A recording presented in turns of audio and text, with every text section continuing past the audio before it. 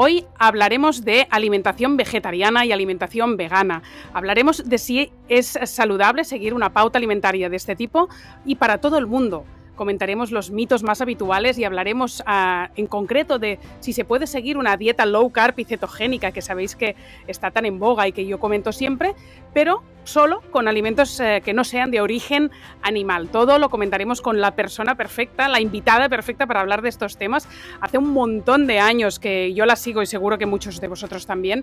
Es Lucía Martínez, graduada en Nutrición Humana y Dietética, máster oficial en Nutrigenómica y Nutrición Personalizada. Dirige el Centro de Nutrición Aleris y la Academia Aleris y realiza asesorías en nutrición clínica, salud y alimentación. Es autora de varios libros, Vegetarianos con Ciencia, de color verde, seguro que te suena, ha sido incluso traducido al chino. Después vino Vegetarianos Concienciados y su última publicación es Vegetarianos con Más Ciencia, que es de 2022.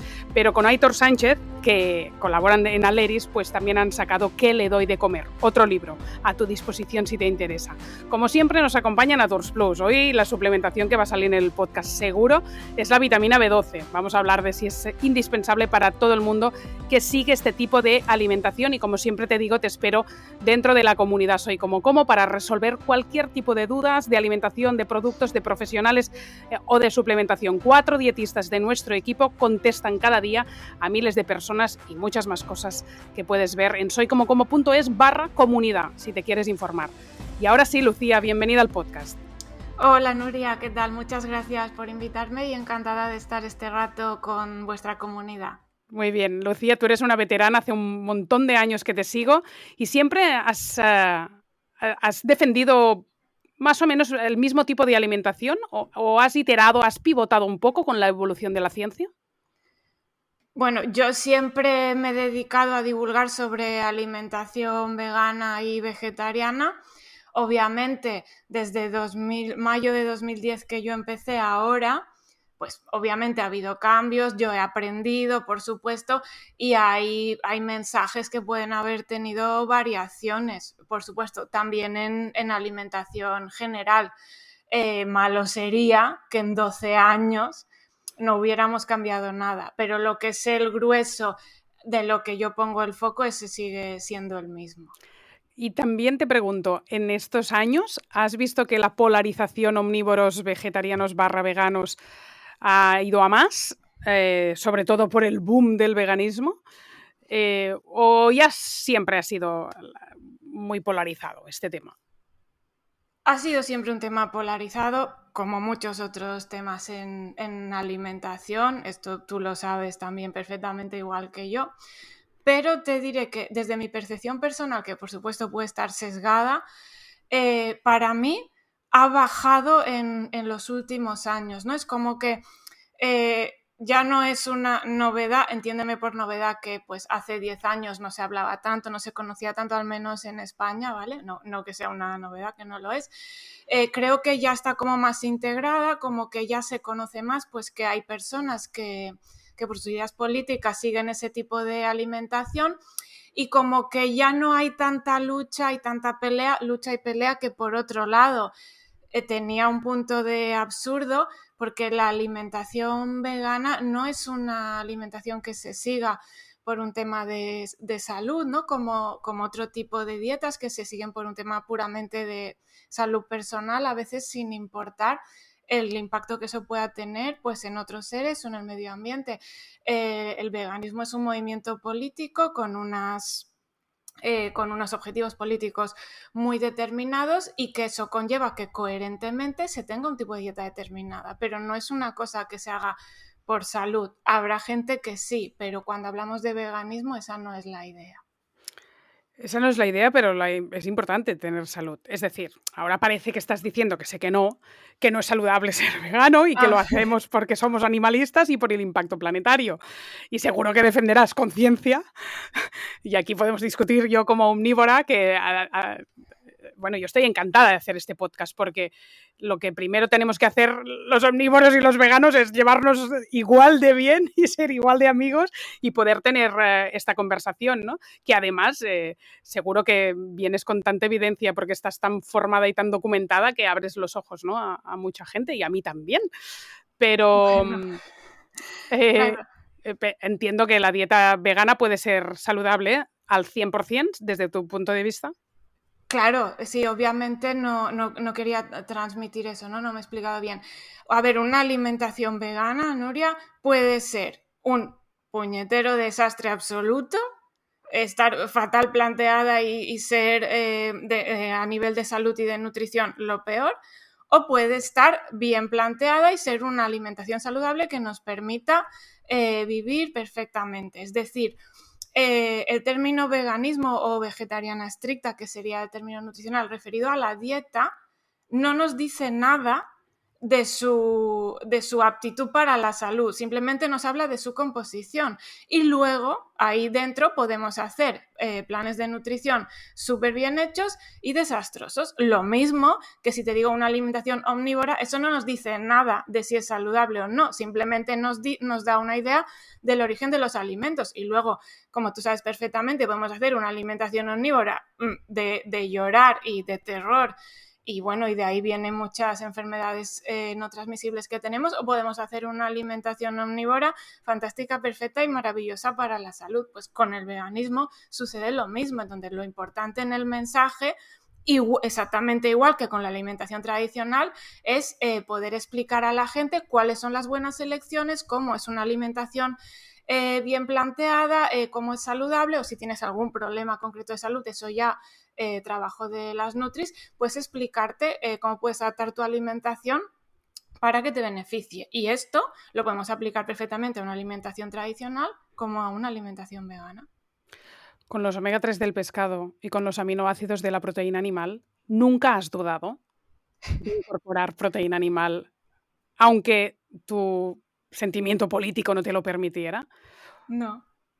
En incorporarlo yo, en consumirlo yo, ¿te refieres? Sí, y extrapolándolo también a los pacientes y a la investigación que haces, ¿eh? Te lo digo para buscar como 2 puntos ya que generan mucho conflicto y que a mí me cuesta entender que el perfil de aminoácidos de la proteína animal no es traspasable estrictamente a la proteína vegetal. Y yo a veces tendría que comer muchos gramos, lo digo para entrar ya en tema, ya te digo los conflictos que yo tengo, ¿no? La cantidad que debería tomar de proteína vegetal en formato garbanzos, que me flipan, pero ya no si me dan gases, porque es verdad que a veces, pues si tenemos mal el intestino ya no lo soportamos tanto, sino a nivel de cantidad, la cantidad que debería tomar de garbanzos o de un plato de quinoa para llegar a los mínimos requerimientos de proteína que necesita mi cuerpo como macronutriente, es una cantidad ingente, imposible de llegar. Entonces, es como que se me hace muy difícil. Vale, por partes. Primero, no, yo nunca he sentido esa necesidad ni nada, yo personalmente. Respecto a los pacientes, yo no, o los pacientes o gente que pueda leer mis libros o lo que sea, yo no tomo decisiones por mis pacientes ni por la gente que toma mis libros, la decisión la toman ellos. Sí, sí, claro. Entonces yo simplemente les doy el mejor consejo que puedo, respetando la decisión que ellos o ellas hayan tomado.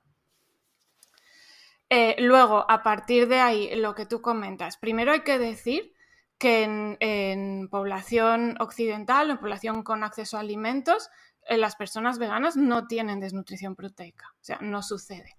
Obviamente la pueden tener por otras causas, pues porque estén sufriendo un proceso oncológico, por un trastorno de la conducta alimentaria, exactamente igual que una persona con una dieta tradicional, ¿vale? Es decir, cuando la alimentación es suficiente, la población vegana no tiene desnutrición proteica, y esto lo tenemos más que comprobado, tenemos epidemiología, muy potente, y también pues nuestros ojos, y ver que eso no es un problema de salud pública.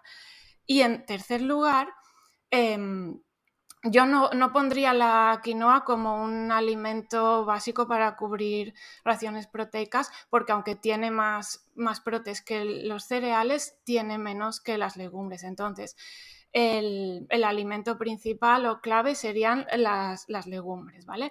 Y ahí decir que aparte de las legumbres como tal, los garbanzos, las lentejas que tú has comentado, que por supuesto tenemos otros alimentos, si eso nos preocupa, cuyo aporte proteico por 100 gramos es más elevado, como podríamos estar hablando del tofu, que no es un invento nuevo ni nuestro, otros derivados de la soja, la yuba, incluso la soja texturizada. La soja texturizada tiene un 50% de proteínas de alto valor biológico. Si quieres un alimento con muchas proteínas que no sea proteína aislada, La soja. Es difícil debatir la soja texturizada. Y luego ya podríamos hablar de todos los, voy a decir, inventos nuevos que hay, ¿vale? En alimentos proteicos vegetales, pues unos desde el punto de vista nutricional son mejores, otros son peores, pero bueno, me remito a los clásicos, ¿no? También tenemos el tempe, es decir, que no tenemos por qué reducir el consumo proteico a legumbres en cocido o en Adoro el tempe. Cuando hago dieta cetogénica no lo como, pero porque me gusta el tempe de garbanzos a mí. Y Sí, lo adoro. Y adoro las legumbres, sin ninguna duda. vale, La pues soja no me gusta tanto. Tengo conflictos con la soja, que si es transgénica, que si por los estrógenos, por la mujer. Leo literatura científica de todo tipo. Me acuerdo cuando ayudé a Xevi Verdaguer a escribir su libro, que tuvimos me contaba muchos estudios que leía sobre la soja y me explotaba la cabeza. Y entonces es como que no le tengo tanta simpatía, no sé. bien, o sea, Pero es la proteína por excelencia. pasa mucho. En cualquier caso, tenemos muchas comunidades de humanos que consumen soja desde hace muchísimo tiempo y ahí están. Tampoco tenemos evidencia buena de que la soja sea mala a nivel hormonal ni nada de eso. En el libro hay una parte de un capítulo, perdón, en la que me detengo más en ese tema. Y aquí también pues yo os puedo referir a mi compañero Luis Cabañas, director técnico de Aleris, doctorado en nutrición, especializado en oncología, que os puede resolver también muchas dudas al respecto. ¿No quieres añadir nada más sobre la soja, de si es beneficiosa o no para todas las mujeres, por ejemplo? Sí, claro, puedo añadir muchas Cuenta cosas. algo. Pues no sé, por ejemplo, un tema recurrente es el del cáncer de mama. Sabemos que la soja, lejos de ser perjudicial, es protectora frente al cáncer de mama, y cuando ya ha habido cáncer de mama, las mujeres que consumen soja tienen menos riesgo de recidiva, es decir, de que vuelva el cáncer. Sabemos que dependiendo de nuestra microbiota somos capaces de extraer unos compuestos o no de la soja. La daidzeína, por ejemplo, tiene un nombre un poco complicado. Por ejemplo, en general las mujeres asiáticas que tienen una microbiota más adaptada son capaces de extraer compuestos que a veces las mujeres occidentales, estoy generalizando mucho, Eso es lo que contaba Xevi, que es el S-Equol, ¿verdad? El equol, la daidzeína, es que tiene un nombre, no sé si lo estoy pronunciando bien. Yo decía equol, yo me aprendí Sí, equol. son dos diferentes. Es El como que equol si no también. tienes bien la microbiota, no puedes producir equol. No que no la tengas bien. Que Diversa. si no la tienes bien, evidentemente puedes tener mucho tipo de problemas, entre ellos estos. Pero de lo que estamos hablando es de un tema del tipo de microbiota, no de que lo tengas bien o no. Que ¿vale? lo tienen distinto a nosotras. Sí. De hecho, cuando esas mujeres asiáticas pasan a vivir en el mundo occidental o segundas generaciones, tienen el mismo problema. O sea, su microbiota es la occidental, por decirlo de alguna manera, y no tienen esa facilidad para extraerse en esos compuestos. Eso nos explica, por ejemplo, que en muchos estudios salgan resultados más positivos en población asiática que en población occidental, porque son capaces de extraer esos compuestos que en general en población occidental no ¿Qué quiere somos decir capaces. extraer esos compuestos? Es como Que si no fuera tan biodisponible, no lo absorbemos bien, no aprovechamos toda su proteína y todo su potencial. No, una cosa es la proteína, fibra, macronutrientes en general, Esto entra y no se sí, va, y no se eso no va. se va. Estamos hablando de otros compuestos bioactivos, de fitoquímicos, que muchos son extraídos por la microbiota, no en la soja, en muchísimos alimentos, y que en función del tipo de microbiota que tú tengas, ya, por supuesto, si tienes algún problema, un SIBO, cualquier cosa, pues más, pues nuestra microbiota es capaz o no de extraerlos. Vale. ¿Vale? Y eso es uno de los motivos por los que hay en algunos temas diferencias entre resultados en población asiática o en población occidental. Como decía, a veces en población asiática salen resultados buenos y en población occidental salen neutros, no salen malos, porque no pueden extraer esos compuestos. Entonces ese es Pero uno la de los proteína temas sí. súper... Sí, la proteína es un macro, no tiene nada que ver. ¿Vale? La proteína puedes tener otros problemas, ¿vale? Pero eso no tiene nada que ver. Con los macros, todos los humanos, vamos a hablar de humanos adultos sanos, ¿vale? Sin meternos en casos concretos. Con los macros, todos los humanos podemos extraerlos de los alimentos más o menos con la misma eficiencia, salvando temas de edad, genética, etc. Me acuerdo cuando hice una de las primeras veces que hice cetogénica, que comí Eura y me dijeron, ¿qué haces? Está prohibida en la cetogénica la soja. Digo, pues no lo sabía. Yo estoy haciendo lo que me parece. Entonces, para ir un poco también entrando en estos temas de cetogénica y low carb y cómo se hace en una dieta vegetariana o vegana, ¿cómo lo harías tú? Porque hubo debate ahí. Sí, no, es que hay gente que lo hace con soja y hay gente que lo hace sin soja. Esto desde el punto de vista de una cetogénica omnívora. Pero si vamos a una cetogénica o a una low carb, vegetariana o vegana, y si quieres hacemos todas las distinciones posibles, es chulo saber cómo se hace, ¿no? Porque Vale, ya sabemos que nos hemos pasado en carbohidratos y podríamos tener una conversación tú y yo muy antigua, que la hubiéramos tenido hace 5 años y no me interesa, que sería como, pero claro, si metemos demasiados carbohidratos en una alimentación vegetariana, eso no será saludable. Bueno, ya sabemos que tiene que haber un equilibrio de macronutrientes, es como, vale, pasamos a la siguiente pantalla, ¿no? Sí, ¿Cómo bueno, sería pues lo ideal? aplicable a cualquier alimentación. Vale, sobre la dieta cetogénica y la low carb, en el libro también tengo un apartado que habla de ello y tal con más profundidad si a alguien le interesa, ¿no? En principio, meter soja o no meter soja no tiene nada que ver con una low carb o una ceto, porque lo que estamos controlando son los gramos de hidratos de carbono. Luego podemos poner otros temas y entonces tomar esa decisión, pero en principio para hacer una low carb eso no cuenta.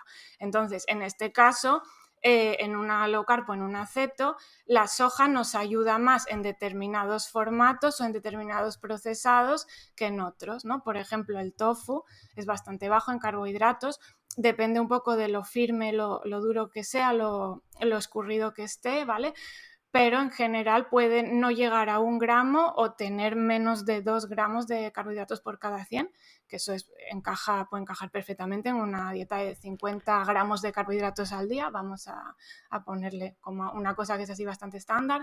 La soja texturizada, como te decía, tiene un poco más, pero la ración de consumo es menor. ¿Vale? Normalmente Claro. de soja texturizada consumimos unos 40 gramos, así, porque al hidratarla tiene mucho volumen, es decir, 100 gramos de soja texturizada es...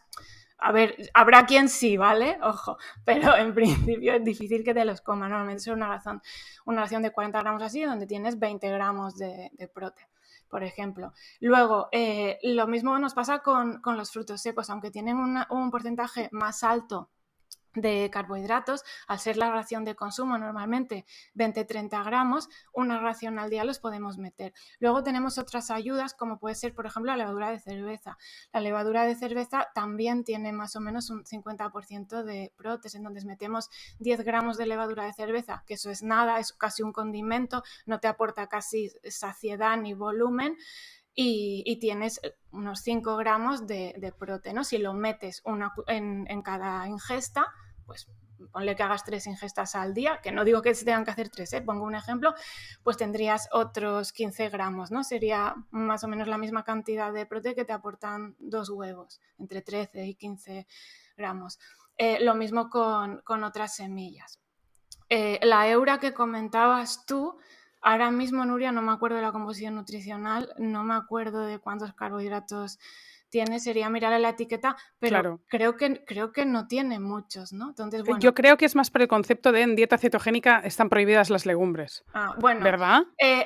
puede ser, o sea, en dieta cetogénica están prohibidas las legumbres, no sería eso, sería en dieta cetogénica controlamos aquellos alimentos muy ricos en carbohidratos porque lo que estamos buscando es llegar a cetosis, ¿no? De ahí su Eso nombre. debería ser. El problema es cuando nos ponemos en prohibiciones y al final es una cuestión de cantidad. Si yo siempre digo con mi equipo de dietistas, me pirra la zanahoria, que es teóricamente está prohibida en dieta cetogénica, pero no tiene que estar prohibida si me como poca cantidad. Exactamente. Hasta te diría, si la manzana, que tiene un montón de carbohidratos, me pirra la manzana, pues me como un trozo, porque depende de los otros carbos que haya tomado durante el día. Depende del tamaño de la ración y la organización. De hecho, es perfectamente viable hacer una dieta ceto que incluya una pequeña ración de legumbres al día. Depende cómo lo calcules. Yo las tengo hechas, ¿no? Es una cosa que he hecho muchas veces. ¿Siempre lo hago? No, depende de las preferencias del paciente, etcétera. Pero que si tú quieres, se puede poner una pequeña ración de legumbre. Hablo de legumbre sin procesar, ¿vale? Garbanzos, lentejas cocidos al natural. Si no tenemos esos otros recursos con los cuales se puede cumplir requerimientos proteicos perfectamente. Pero aparte de eso, diría, vamos a ponernos en un caso súper complicado que tiene unos requerimientos muy elevados, pues yo qué sé, porque es una deportista de élite, lo que sea, ¿no? Porque hay determinados alimentos que no puede consumir, yo qué sé, ¿no? Vale un caso chungo, Nuria, lo que quieras. Aún así, seguimos teniendo proteína aislada hoy en día que podemos usar en una dieta ceto si nos hace falta como refuerzo. Es un recurso que tenemos y lo podemos usar. La tenemos de soja, pero tú sabes perfectamente que la tenemos también de cáñamo, de arroz, es decir, de otras opciones vegetales que en función de las necesidades nuestras o de nuestro paciente podemos elegir y que en un momento dado es un recurso que está ahí y que también podemos usar. Pero tampoco es imprescindible. Se puede hacer una ceto vegana sin necesidad de ello. Vuelvo a los aminoácidos. La proteína animal contiene todos los aminoácidos esenciales de nuestro organismo que nos capaz de crear por sí mismo y en teoría la vegetal no. ¿Qué me puedes decir ante eso? Vale, primero, casi toda la proteína animal tiene todos los aminoácidos, no toda. Por ejemplo, la gelatina no los tiene, pero bueno, es una curiosidad. Y luego, por un lado, hay alimentos de origen animal con aminograma completo. La soja la solemos conocer, también el garbanzo, los pistachos y cosas muy random como la espinaca, ¿vale? ¿Qué pasa? Que no vamos a usar la espinaca como fuente proteica porque como tiene muy poca, tiene como 2 gramos por cada 100, nos tendríamos que comer un camión y esto no tiene sentido, ¿no? Pero lo digo más como curiosidad, por favor, que nadie se ponga a usar espinacas como fuente proteica, ¿vale? No. Y también algún tipo de alubia, ¿no? La alubia blanquita también tiene aminograma completo. Pero aún así, a pesar de que eso existe, está ahí, tampoco es necesario porque sabemos ya desde hace mucho, ¿no? Que nuestro cuerpo, al ingerir los alimentos proteicos, que proteínas, hablamos de los alimentos que tienen un mayor porcentaje de proteínas, pero proteínas pues también tienen los cereales, por ejemplo, ¿no? Que en menor cantidad y de menor calidad. En fin, que cuando lo consumimos nuestro cuerpo desmonta las proteínas en esos aminoácidos, se almacenan en el hígado y luego es el hígado que del pool hepático saca los aminoácidos que necesita, monta las proteínas que necesita y las envía a donde nuestro cuerpo las necesita. Con lo cual, si consumimos una variedad de alimentos, asumiendo que no comes alimentos vegetales que tengan aminograma completo, asumiendo eso, si tu alimentación tiene una variedad adecuada, que es muy sencillo, también vas a tener todos los aminoácidos que necesitas. Me vuelvo a remitir a que no hay desnutrición proteica en población vegana con acceso a alimentos. Me has dicho que así, de forma transversal, los aminoácidos los puedes recibir a través de otros, de toda la alimentación, que cuanto más variadas sean, mejor para conseguirlo, ¿verdad? Variada dentro del abanico saludable. Sí, sí. Lo de hay que comer de todo. Eso... No nos gusta nada. No nos gusta nada, come un poco de todo. Y además la gente que no come variado, la gente dice, yo como mucho más variado que tú, eres monotema. Y digo, ¿estás segura de lo que estás diciendo? Porque si me vengo a tu armario y veo, sí, claro, los tarros son grandes, bajos, anchos, verdes, amarillos y rojos, pero dentro todo es trigo, maíz, arroz y soja. Comes 4 cosas. Lo que pasa es que lo comes en forma de pan, de pizza, de quiche, ¿sabes? Pero en realidad estás comiendo trigo todo el día. O sea, no sé quién es más mono variedad en la alimentación, que es lo que se pierde la gente si no descubre el concepto plant-based, que aquí yo creo que estaremos súper de acuerdo siempre, siempre, y que es la base de todo, ¿no? Que es lo que no hace la gente porque les da más pereza. Comer verdura variada, el arco iris, tubérculos. Bueno, la legumbre y los frutos secos son alimentos muy poco consumidos en población española. Basta ver las encuestas de alimentación que tenemos. El consumo per cápita es...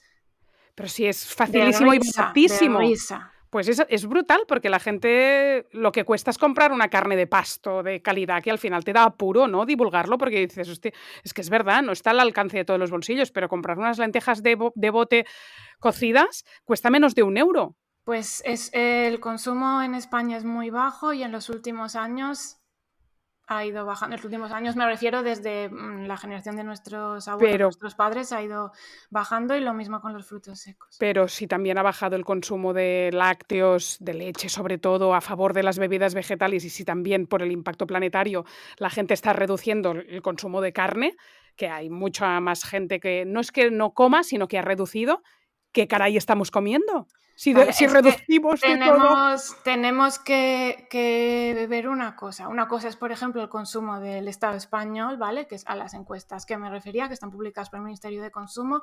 Otra cosa puede ser a nivel europeo y otra cosa puede ser a nivel mundial. Por ejemplo, Nuria, a nivel mundial, el consumo de carne ha aumentado en los últimos años. Sí.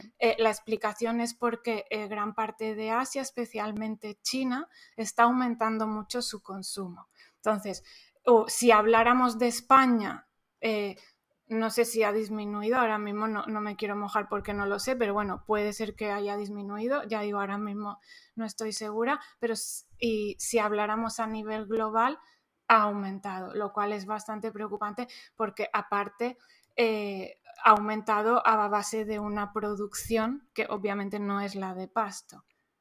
Obviamente, sí, sí. Y así nos estamos cargando el planeta y generando un CO2 innecesario, sí, sí, por el tipo de agricultura y ganadería que estamos promoviendo, que es una barbaridad. Además, somos los que más cerdos tenemos.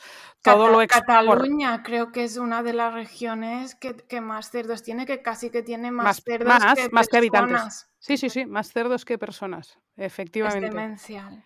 Es muy heavy, y además también el tipo de cultivo que se hace, de cuidados, y después, bueno, toda la comercialización y el trabajo no justo que hay de por medio, los intermediarios, es todo un sinsentido el tipo de ganadería que tenemos en este país, y cómo pertenece a 4 multinacionales que mueven los hilos.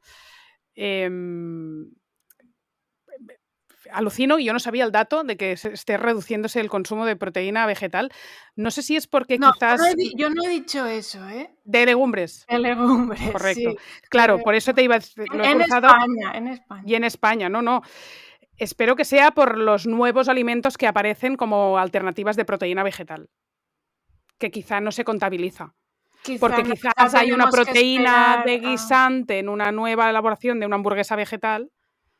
Sí, quizá tenemos que esperar, porque ya sabes que, bueno, todos estos resultados de encuestas y tal siempre llevan un delay, ¿no? Con la realidad, desde que se recogen los datos hasta que se publican. Entonces, quizá en futuras encuestas, en futuros resultados podamos ver otra cosa. De momento yo creo que eso no se está contabilizando. B12, coméntanos cositas, que tienes un porrón de pacientes como de ejemplo, seguramente, vegetarianos y omnívoros, y sus niveles de B12, y aquí la cosa indispensable, o si comemos suficientes lácteos y huevos, si podríamos no suplementarnos con esta vitamina. Tengo escrita la Biblia en verso sobre la B12, Nuria. El libro tiene un capítulo exclusivo. No esperaba menos. Exclusivo y vamos, no sé, yo creo que todo lo que me falta hacer el musical de la B12, te digo. Pero bueno, hacemos un resumen rápido. Como ya todas las Nutri saben y nos falta que lo sepa toda la población, es necesario imprescindible, es imprescindible, quiero subrayar la palabra imprescindible, que la población vegetariana y vegana se suplemente de B12. Incluyo a la vegetariana Es curioso que la incluyas porque no tiene nada que ver una alimentación con la otra. Ovo-lacto-vegetariana en este caso, sí. Bueno, nada que ver, ya me entendéis y espero que sepáis la diferencia, si no Lucía la cuenta, pero... Ovo-lacto-vegetarianos consumen huevos y lácteos, lacto-vegetarianos, lácteos sí, huevos no, ovo-vegetarianos, huevos sí, lácteos no, veganos o vegetarianos estrictos, ninguna de las dos cosas, ni tampoco miel. ¿Vale? Bueno, yo creo que el nombre lo dice. En este sentido, durante muchos años, pues se dijo que bueno, las personas ovo-lacto no hacía falta porque ya cubrían ese requerimiento, ¿vale? Aquí han pasado dos cosas. Por un lado, los estudios de un investigador que se llama Paula, no sé si lo pronuncio bien, creo que es polaco, es Palwak. Tiene importantes estudios sobre la prevalencia de déficit de B12 en población vegetariana y vegana occidental, esto es importante, occidental, y vio que también había una prevalencia importante de déficit en personas ovo-lacto-vegetarianas. A partir de ahí ya tuvimos una pista para, desde la publicación de esos estudios, aconsejar a la población ovo-lacto-vegetariana que se suplementara. Aparte de eso, Nuria, hasta hace unos años las ingestas de referencia para población española nos las marcaba la FESNAT y la ingesta diaria de referencia de B12 para adultos era de 2,4 microgramos. Pasó que esas ingestas de referencia quedaron obsoletas cuando se publicaron las de la EFSA, Autoridad Europea de Seguridad Alimentaria, que es un órgano que está por encima en este caso y afectaría a toda la Unión Europea. Cuando la EFSA publicó específicamente las IDR de B12, es un documento que se puede consultar, está online de manera totalmente gratuita, subió los requerimientos a 4 microgramos. Recordemos que en la FESNAT eran 2,4, los subió a 4 microgramos, hablamos de adultos. Y bueno, y en el documento detalla en todo lo que se ha basado, obviamente pues hay mucha investigación más reciente y tal, para cambiar esa recomendación. En ese sentido, para cubrir los 4 microgramos con huevos y lácteos, la ingesta que deberíamos hacer de huevos y lácteos es muy elevada, ¿vale? Es de muchas raciones al día, lo cual muchas veces no sucede, la ingesta está por debajo y tampoco vamos a animar a que suceda porque en la mayoría de personas esa ingesta tan alta desplazaría otros alimentos importantes de la dieta. Sin duda. Y aparte es un riesgo importante que no hay necesidad de correr, ya que la suplementación con B12 es muy barata, muy sencilla y extremadamente segura, ¿vale? Sería un poco, por ponerte un paralelismo, lo mismo que recomendamos por protocolo y de manera universal a las mujeres embarazadas o que buscan un embarazo que se suplementen con ácido fólico, ¿vale? ¿Hay ácido fólico en la dieta? Sí, claro, por supuesto. ¿Puedes cubrir tus requerimientos de ácido fólico? Sin duda. De hecho, si llevas una alimentación rica en frutas y verduras, legumbres, cereales integrales, cubres requerimientos de ácido fólico. Ahora bien, ¿nos compensa meter esas excepciones? No, ¿por qué? Porque si tú cubres requerimientos de ácido fólico y aún así te tomas el suplemento, no te va a pasar nada. En cambio, lo que estamos previniendo es mucho más importante, con lo cual riesgo-beneficio, todas las embarazadas o mujeres buscando embarazo, suplemento de ácido fólico. Vale, pues esto es lo mismo. ¿Habrá una persona ovo-lacto-vegetariana que por lo que sea esté cubriendo requerimientos de B12 con lácteos y huevos? Sí, seguro, por supuesto, siempre hay una excepción. Ahora bien, el mensaje de salud pública a población general tiene que ser que se la suplementen y que es imprescindible. Y los casos personales se tratan en consulta y se dan consejo personal. Este es un consejo a población general. No sé si me he explicado bien o se entiende. Súper claro. Sí, vale. Sí, clarísimo. Es que sí, para mí es importante. De aquí no sale nadie sin B12 de este podcast si sois vegetarianos o veganos. Punto pelota. B12, activa, de algas, espirulina, de levaduras, de setas, mareo. No. Vale, a ver. Primero, la B12 es una vitamina, un compuesto que fabrican bacterias, ¿vale? Es de origen bacteriano, ¿vale? Aunque luego esté presente en alimentos de origen animal, el origen es bacteriano. ¿Eso qué quiere decir?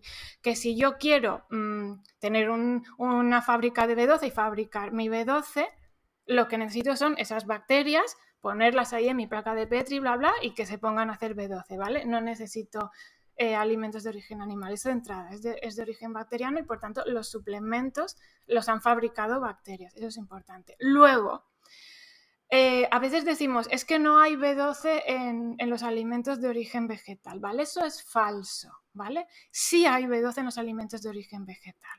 Ahora bien, y esto es muy importante, no quiero que nos quedemos solo con eso, ni que ese sea un titular, por favor no me hagáis ese titular, Nuria, ¿vale? Eso es muy importante.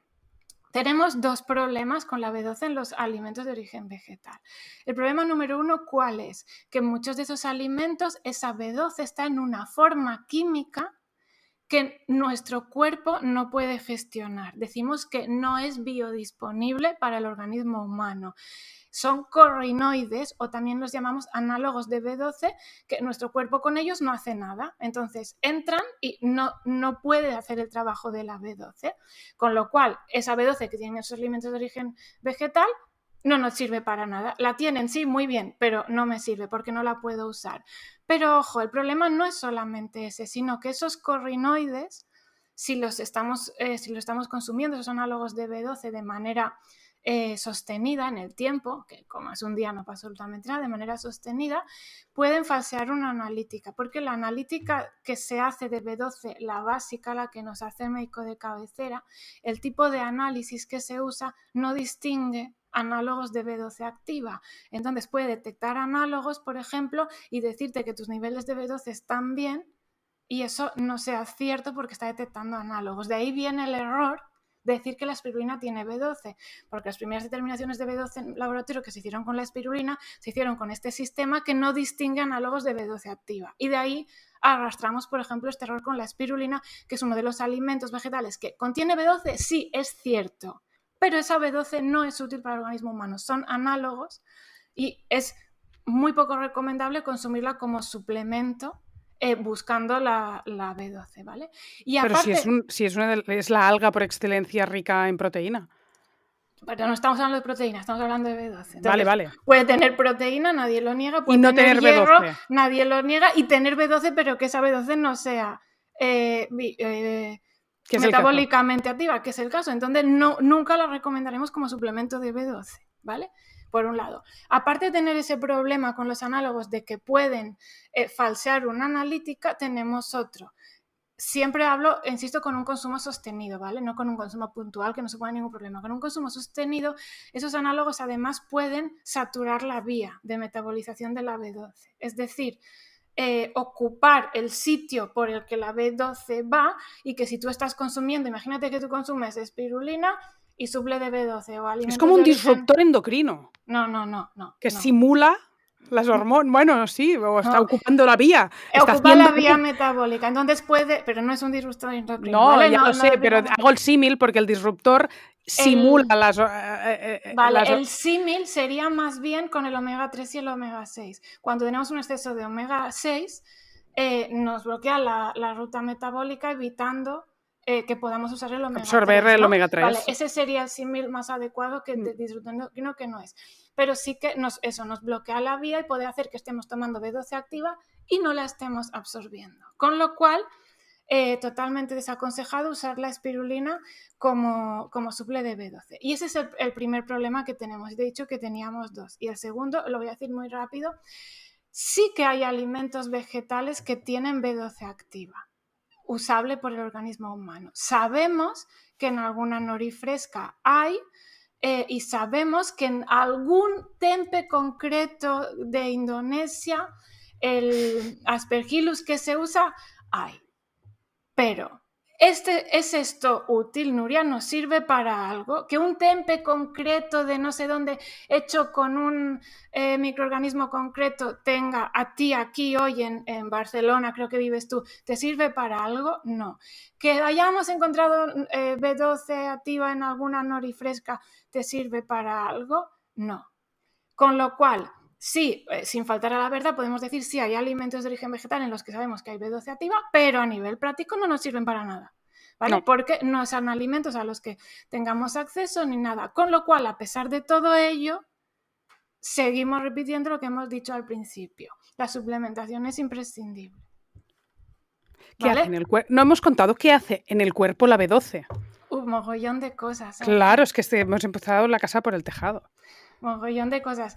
La B12, por lo que más se la conoce, por ejemplo, es porque cuando falta tenemos anemia megaloblástica, también llamada anemia perniciosa, es decir, participa en la formación de los glóbulos rojos de la sangre, esto es bastante conocido, pero también tiene funciones neurológicas, tiene funciones también durante el proceso fetal para que se forme todo bien, el sistema nervioso, etcétera.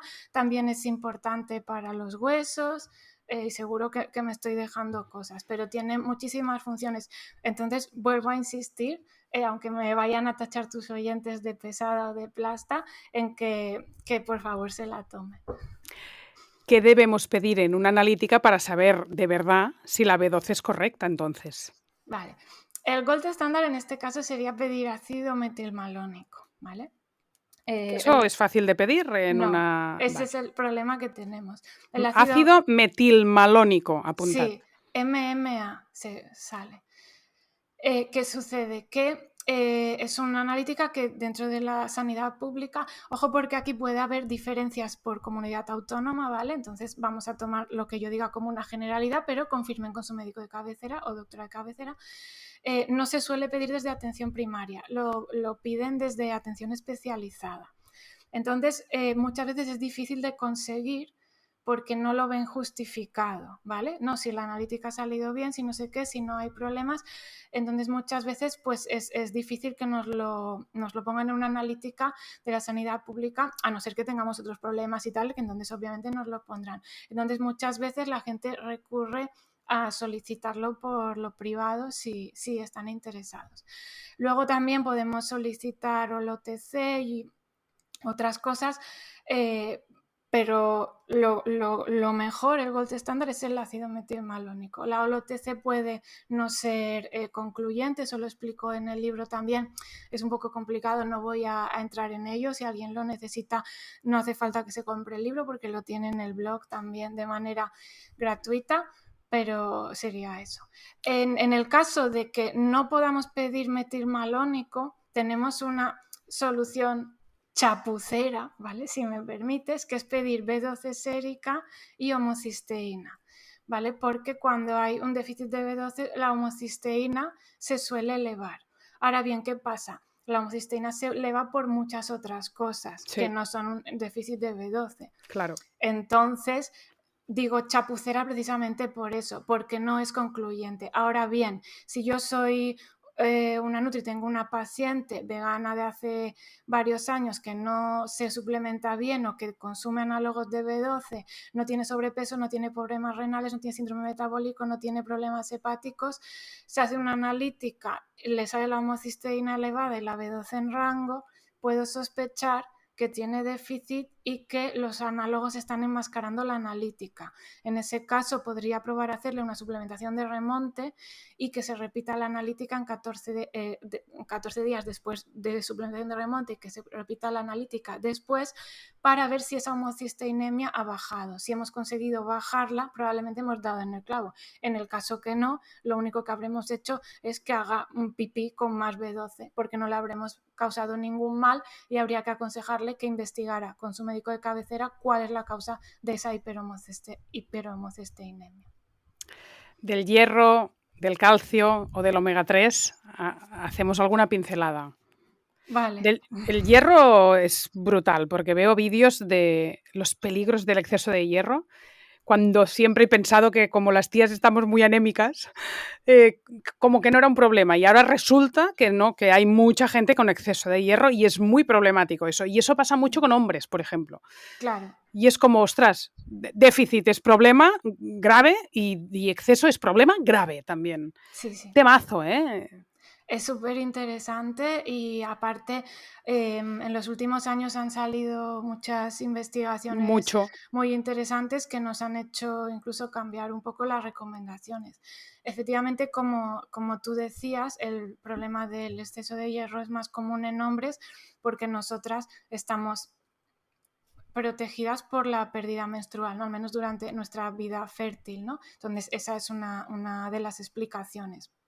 Por lo mismo, por lo que la anemia ferropénica es más común en mujeres que en hombres, en mujeres en edad fértil, ¿no? A causa de las pérdidas menstruales que ellos, pues obviamente no tienen. Sí, durante mucho tiempo parecía que el hierro era hierro, cuanto más mejor, a saco, todo perfecto, ¿no? Y hoy sabemos que eso no es así y que además también depende del tipo de hierro. Y ahí hemos tenido también otro cambio en los últimos años, ¿no? Pues en un principio el mensaje, en los últimos años te digo, esto es lo que yo he estudiado, no es que te esté hablando de la Edad Media.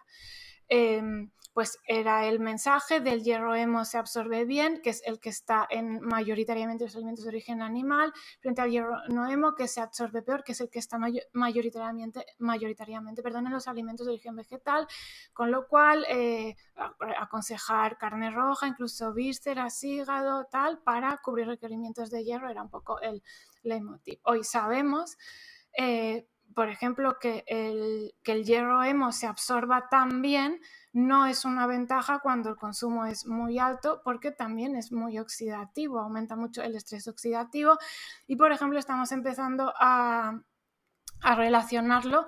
Quiero recalcar que odio los titulares tendenciosos. Estamos empezando... Tendré que llamarte. A ver, Lucía, no, este claro, titular. estamos empezando Lo tengo a fácil, relacionar. La espirulina no tiene B12. Este es el favor, titular. no, Este sí es el tiene, titular.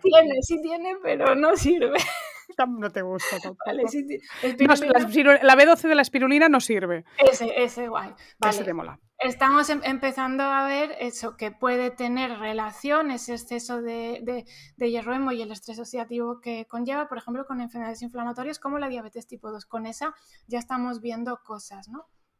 Sobre esto tengo publicado, bueno, en el libro está, pero tenemos publicados en la cuenta de Centro Aleris y en la web una actualización sobre el tema de hierro y tal, donde hablo de este tema y pongo los estudios y tal, para que la gente lo pueda ver y... Pero y tal. ¿relacionas el aumento de la diabetes por el aumento de hierro por el consumo de proteína animal? No, ¿de carne? no, Nuria, no pongas en mi boca palabras que no he dicho. Yo estoy intentando Primero entenderlo. he hablado de un tipo de hierro, del hierro hemo, no he dicho de qué alimentos venía. Y he dicho que está empezando a haber estudios que eso no quiere decir ni que sea una cosa que esté confirmada ni nada. Sencillamente es una cosa que se está estudiando, que por los resultados preliminares que ha ido habiendo se ha visto que hay tema, por decirlo de alguna manera. Hay tema. Y se sigue... estudiando y trabajando en ello. Eso es lo que yo he dicho, ¿vale? No he demonizado ningún alimento, ni he dicho nada. He dicho eso y he dicho dónde podían ampliar información sobre ese tema, que a mí me interesa mucho, yo lo voy siguiendo y estoy segura que próximamente tendremos más información, mejores estudios, se ahondará más en el tema, etcétera, ¿vale? Lo que sí sabemos es que, como tú has dicho, mucho hierro hemo no siempre es una buena cosa y menos con determinado tipo de enfermedades. Y como te decía, ahí podemos encontrar la explicación de que las tasas de diabetes, una de las explicaciones de que las tasas de diabetes tipo 2 en población vegana sean tan bajas, cosa que no conseguíamos explicar solo con la composición de la dieta. Entonces es un tema muy interesante y está ahí. A partir de eso, también sabemos que en población vegetariana y vegana con acceso a alimentos en el mundo occidental siempre incido mucho en esos porque muchas veces usamos estudios en poblaciones que por desgracia su acceso a alimentos es deficitario y no deberíamos hacerlo para referirnos a nuestra población. El problema de anemia en población vegetariana no es en general mayor que en población general, ¿vale? Sigue siendo un grupo con más riesgo el de mujeres, bla, bla, bla. También sabemos que tenemos otro grupo ahí de más riesgo, que es los bebés alrededor del año, en el momento del destete, ¿vale? Que son grupos a los que tenemos que dar un consejo mejor, más específico y, por supuesto, buscar las causas, ver si hay que solucionarlas, si hay un sangrado excesivo menstrual, etcétera, ¿vale? Ahí sabemos también que para que el hierro hemo tenga una buena absorción debemos acompañarlo de alimentos ricos en vitamina C. Esto es cualquier fruta o verdura, cualquiera, ¿vale? No pensemos que solo los limones o las naranjas tienen vitamina C, cualquier fruta o verdura, mejor en crudo porque el calor la destruye un poco. O el perejil. El perejil, por supuesto, ponerlo en crudo también mejor porque el calor destruye un poco la vitamina C. favorecen la absorción por la reacción química que sucede. El hierro pasa de férrico a ferroso y ahí se aumenta mucho la absorción. Según los estudios que miremos y tal, a veces se duplica o incluso se triplica, ¿vale? Y es un consejo súper básico, simple, y como fruta y verdura tendríamos que comer siempre en todas las ingestas, esto no tendría que ser un problema, ¿no? Y bueno, y también gente que tenga problemas con la absorción de hierro, parece que el consumo de café, de té, puede dificultar esa absorción si se consumen juntos, con lo cual Sin aconsejaríamos duda. separarlo. Intenta no Bueno, terminarlas con... Yo siempre intento terminar... Mira que me gusta el café, ¿eh? a mí Y también. siempre, ¿quieres café de postres? Y a veces digo que sí, ¿eh? Pero hay veces que pienso en la absorción del hierro, te lo juro, y digo, Claro, no, no, es me un... aguanto, A porque ver, que si no tienes un problema de anemia de déficit de hierro, no pasa nada, puedes seguir tomándolo. Pero a una persona que ya tiene el problema, obviamente le vamos a dar estos consejos para no agravarlo. Pero lo que quiero decir es que estos consejos siempre son paliativos. Lo que tenemos que ir a buscar es la causa de esa anemia, que en el primer mundo la causa rara vez es dietética. sí, sí. Tenemos un podcast maravilloso con Ana Armengol de anemia, 100% anemia, que, ostras, os lo recomiendo a todo el mundo. Y mira, enlazas, vas del podcast de Lucía y ahora por el tema enlazas con un ¿Sabes? podcast antiguo que tenemos maravilloso de anemia, todo. Nos queda omega 3 y calcio si queremos hacer un apunte porque estamos terminando y me quedan un montón de preguntas aún por hacer, pero bueno, el calcio yo creo que la gente ya sabe que no hace falta sacarlo de los lácteos y que en el brócoli y en el tronco del brócoli hay calcio y en las almendras, En ¿no? la taína, sí, Y, en muchos ¿recomiendas alimentos. suplementarte de alguna otra cosa, tipo omega 3 y tal, o en un vegetariano, o no harías ninguna distinción respecto a un omnívoro en cuanto a que es interesante la vitamina D, el omega 3 y todo lo que ya sabemos? Vale, como recomendación a población vegetariana específicamente, el único suplemento que deberíamos recomendar de manera universal es el de B12, que creo que aparte lo hemos dejado más claro imposible, ¿vale? Luego, por supuesto, se pueden valorar otros suplementos en toda la población, en población vegana y en Vale, población sin omnívora. distinción. Claro, eso ya sería a nivel personalizado en consulta en función de las necesidades. Ujú. Sabemos, por ejemplo, que de vitamina D hay bastante déficit en población general. Es un suplemento pues, del que tiramos mucho, que se da mucho uso, pero creo que aún no está claro que lo podamos recomendar a nivel general y tampoco sabría una dosis segura a nivel general. Por ejemplo, la vitamina D sí que tiene dosis tóxica y tal, entonces lo individualizaría. Lo mismo con suplementos de hierro. Si son necesarios, por supuesto, hay que decir, no lo hemos dicho antes, pero muy importante, una anemia se remonta con suplementos, es muy difícil remontarla con alimentación, ¿vale? Con alimentación tomamos precauciones y tal y vamos a buscar esa causa. Y luego los suplementos de omega 3 que existen también en versión vegana, sacadas de microalgas, los de vitamina D3 también existen en versión vegana, pues también es un suple que podríamos valorar usar en determinados casos. El tema de los antinutrientes, que en una alimentación plant-based siempre preocupa, dame algún truco y dime si crees que son tan malos y que hay que remojarlo todo y cómo sacamos los fitatos y Vale. eso y aquello. También en el libro hay un apartado dedicado específicamente a esto, ¿vale? Como titular te puedo decir, los antinutrientes no son ningún problema. Siempre estoy hablando de población sana, ¿vale? Me gusta este Obviamente, titular. vale, guay. De hecho, muchos de los que llamamos antinutrientes, como los fitatos, por ejemplo, también sabemos que son antioxidantes y que tienen efectos, por ejemplo, de ayuda contra el cáncer y tal, muy interesantes, con lo cual dejar de consumirlos no tiene por qué ser positivo. Es verdad. Otros antinutrientes son las saponinas, por ejemplo, están en la quinoa, otros que contienen las legumbres, etcétera. No hay varios. ¿Vale? ¿Cuál es la buena noticia? Que gran parte de estos antinutrientes se destruyen o se inactivan con la preparación básica de esos alimentos, por ejemplo, con la cocción. Como las legumbres no nos las comemos crudas, pues nos quedaríamos sin dientes, nos las comemos cocidas, el problema de los antinutrientes ya se ha esfumado con la preparación. Luego sabemos que hay técnicas de cocina que son, digamos, más efectivas, por ejemplo, la fermentación, ¿no? Las cocciones largas son más efectivas que las cocciones cortas. Y el remojo también es una de ellas, el remojo largo. Pues imagínate una legumbre que la remojamos y luego hacemos una cocción larga, porque una legumbre en 2 minutos no la tienes hecha. Todo lo que tenemos con cereales integrales, ¿no? Pues fitatos, un pan lleva una fermentación, o debería llevar una fermentación larga si hablamos de un pan de calidad, no de una cosa de estas del súper, ¿vale? Y luego también lleva una cocción larga, ¿no? Con lo cual estaríamos ahí. Los frutos secos muchas veces los consumimos tostados, que también es una técnica que disminuye estos antinutrientes o los inactiva, y a veces era el consejo de remojar. Sinceramente, mi opinión personal, voy a recalcar opinión personal, ¿vale? Opinión personal de Lucía. Si eres una persona sana y sin problemas, no hace falta que remojes las cosas. Es decir, aquellos nutrientes que te va a secuestrar, la cantidad de antinutrientes que tenga tu puñado de almendras crudos sin remojar, es absolutamente irrelevante y no va a ir a ningún sitio. Entonces, si lo quieres remojar, lo remojas, incluso hasta que germinen, que se hace con las legumbres y tal.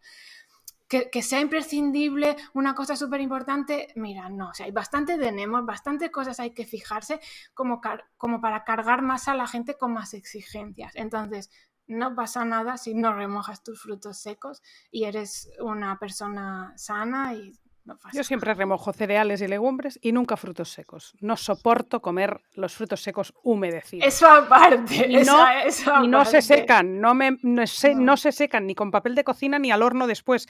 Queda remojado por dentro, que le ha entrado el agua, hombre, ya, aquello no hay que... Eso aparte, es que no es tan bueno. Pero bueno, no he querido entrar en eso. Pero cereales y legumbres ya me he acostumbrado y es una práctica. Claro, una cosita más de hábito. Lo de las legumbres al final no es nada, porque no te tienes que quedar a vigilarlas. Eso. No. Sí, no. Lucía, un placer escucharte. Ojalá tengamos otra ocasión, porque ha pasado volando, me han quedado 1000 cosas por preguntarte, pero nada, un placer escucharte. Divulgas de coña, hablas súper bien y un placer reencontrarte sin haberte encontrado nunca, porque no nos conocíamos, pero casi como si te conociera. Aquello de seguirte durante tantos años y por fin tener la posibilidad de darte voz, pues ha sido un placer, la verdad. Pues nada, muchas gracias, Nuria, un gusto, y cuando quieras volvemos a hablar. Hacemos una segunda parte. Por mi parte, encantada, y un saludo a toda la comunidad de Del que Menjas y Soy Como Como. Muchas gracias. Si te gusta la filosofía de Soy Como Como, te espero dentro de nuestra comunidad, donde tendrás acceso exclusivo a masterclass y conferencias online, menús y recetas cada semana y Discord, una comunidad en vivo donde cada día resolvemos muchísimas dudas de alimentación y salud. Entra en soycomocomo.es y te espero en el próximo episodio. Naturs Plus, tu marca experta en salud natural, patrocina este podcast.